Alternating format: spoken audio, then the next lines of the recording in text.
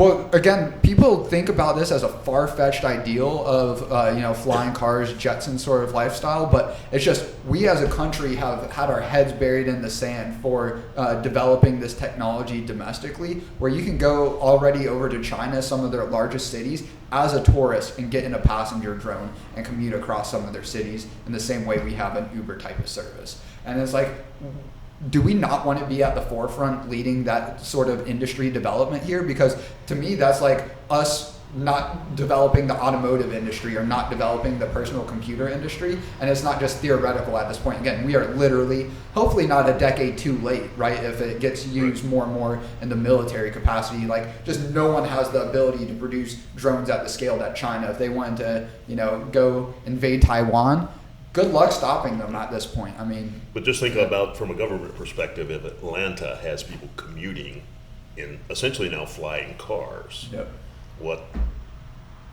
How unruly that could become easily. That's right. That's where I'm saying there's got to be benchmarks, and then unfortunately bureaucracy to make sure those benchmarks are being met.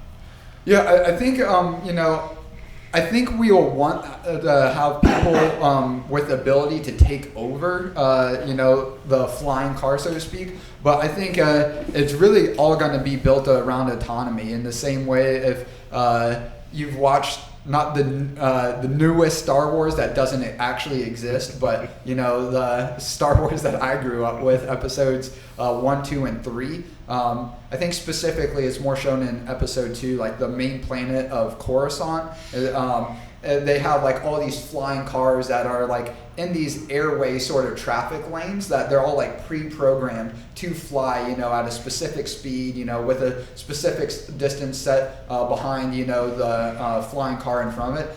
I think that's more likely how it's going to be the case. But, of course, there's going to be like criminals, in the days of moonshining or whatever, doing something they're not supposed to and, going to take off. And then you're going to have, and like the chase scene that was popular in that movie, like Anakin, chasing after this bounty hunter and like, diving through, legally abiding lanes of air traffic, right? So, I don't think it's going to be, of course, there's going to be passenger drone deaths and accidents. And, I'm not just trying to say, hey, we're creating this utopia where everyone's going to get around, avoiding traffic and, nothing bad's going to come of it, right? But I do think, overwhelmingly, much more good, is going to come out of it.